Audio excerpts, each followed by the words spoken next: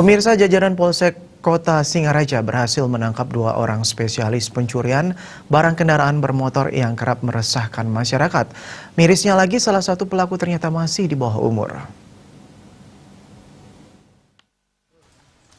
Kedua tersangka yakni Maulana Syarifuddin, usia 24 tahun, dan ML, usia 16 tahun, diamankan jajaran unit Reskrim Polsek Kota Singaraja. Kedua tersangka telah melakukan aksi pencurian dengan menyasar barang-barang yang ada di sepeda motor. Modus tersangka adalah melakukan pengintaian terhadap korban yang akan menjadi incaran. Ketika situasi memungkinkan, tersangka mengambil barang-barang yang ada di sepeda motor incarannya. Barang-barang yang diambil seperti tas, ponsel, dan helm. Kapolsek Kota Singaraja, Kompol Igusti Ngurah Yudhistira mengatakan, kedua tersangka melakukan aksinya di 5 TKP sejak tahun 2020.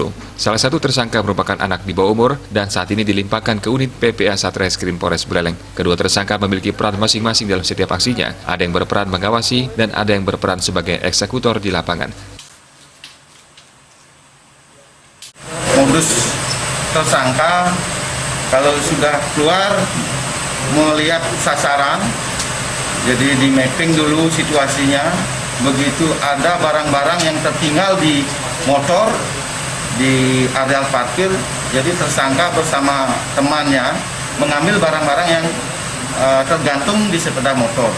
Jadi yang bersangkutan atas nama tersangka atas nama Maulana Syarifuddin alias Maulana, itu beralamat di Jalan Ceruk Gang Catur nomor 4 Kelurahan Kampung Kajanan. Sedangkan satu di bawah umur namanya ML, itu juga sudah kami tangani.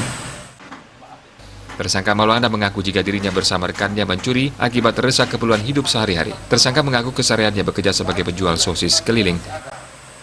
Makan sehari-hari. Makan sehari-hari. Ini di mana aja beraksi? Itu temannya yang di bawah motor diajak atau gimana? Diajak ya?